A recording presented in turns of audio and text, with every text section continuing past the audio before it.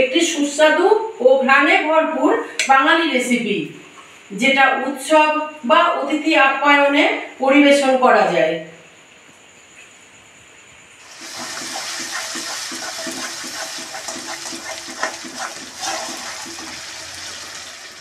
নমস্কার, রান্নার রূপকথা চ্যানেলে আপনাদের সবাইকে স্বাগত।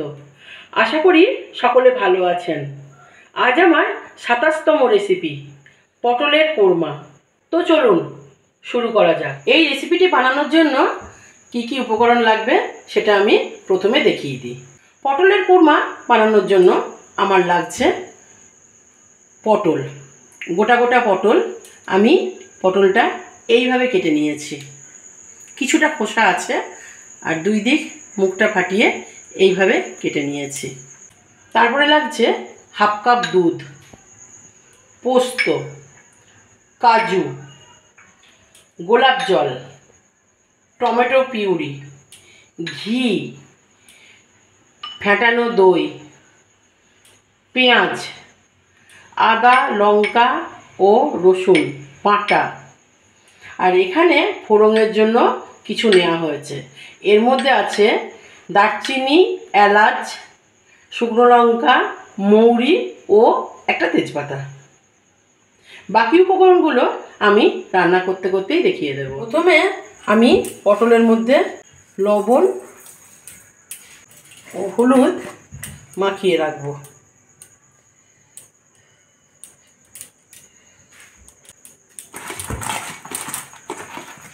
প্রথমে আমি কিছুটা তেল দিয়ে দেবো।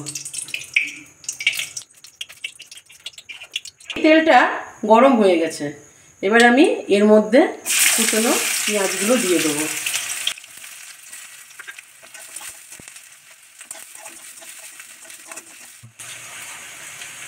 পেঁয়াজটা দেওয়ার পর আমি এর মধ্যে কিছুটা লবণ দিয়ে দেবো।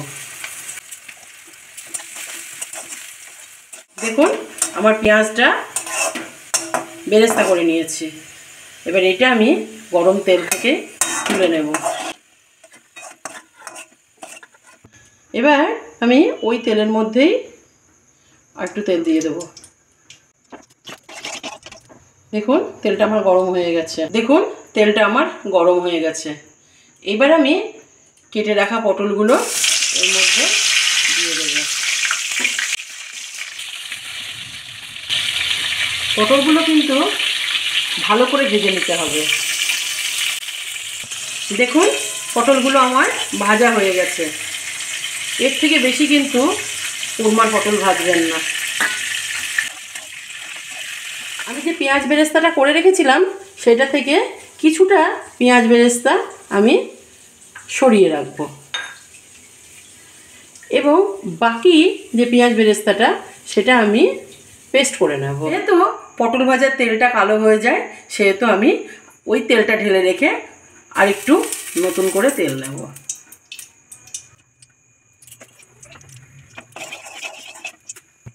আমি ফোড়নের জন্য যেগুলো রেখেছিলাম সেগুলো দিয়ে দিলাম।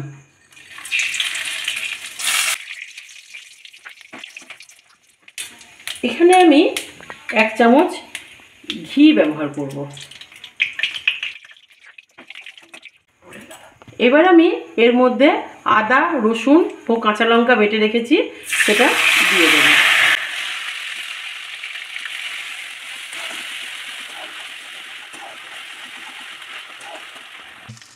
আদা রসুনটা আমার ভাজা হয়ে গেছে।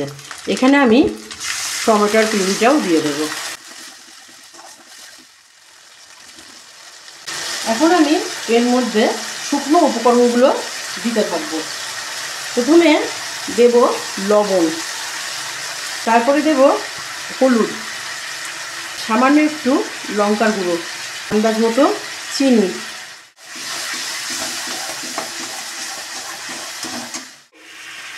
পেঁয়াজ বেরেস্তাটা বেটে রেখেছিলাম সেটা দিয়ে দেবো।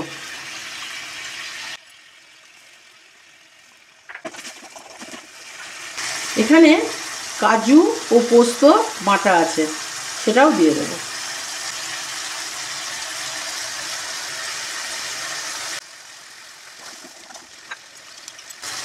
ফাটানো টক দইটাও এর মধ্যে দিয়ে দেবো। এখন আমি এর মধ্যে হাফ কাপ মতো দুধ রেখেছি, সেটা দিয়ে দেবো। দেখুন মশলাটা আমার ভাজা ভাজা হচ্ছে।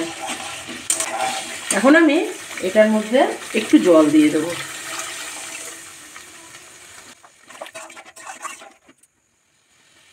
দেখুন আমার ঝোলটা ফুটে উঠেছে।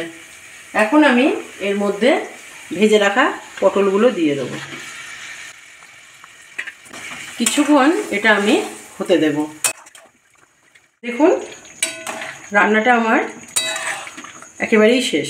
আমি এর মধ্যে সামান্য পরিমাণে একটু ঘি, একটু গরম মশলা ও সামান্য একটু গোলাপ জল দিয়ে দেব। তবে কেউ যদি মনে করেন গোলাপ জলটা দেবেন না, তাহলে স্কিপ করতে পারেন। রান্নাটা আমার একেবারেই শেষ। এবার আমি উপর দিয়ে একটু পেঁয়াজ বেরেস্তা সাজিয়ে দেব। তবে এটা একেবারেই অপশনাল, আপনারা যদি মনে করেন এটা স্কিপ করবেন, করতে পারেন। তৈরি হয়ে গেল আমার আজকের রেসিপি পটলের কোরমা। আপনারা যদি ফেসবুক থেকে ভিডিওটি দেখে থাকেন তাহলে পেজটিকে ফলো করুন এবং ইউটিউব থেকে দেখে থাকলে চ্যানেলটি সাবস্ক্রাইব করুন এবং রেসিপিটি আপনাদের কেমন লাগলো তা আমাকে অবশ্যই জানাবেন। তো দেখা হচ্ছে আবারও কোনো নতুন রেসিপি নিয়ে। নমস্কার।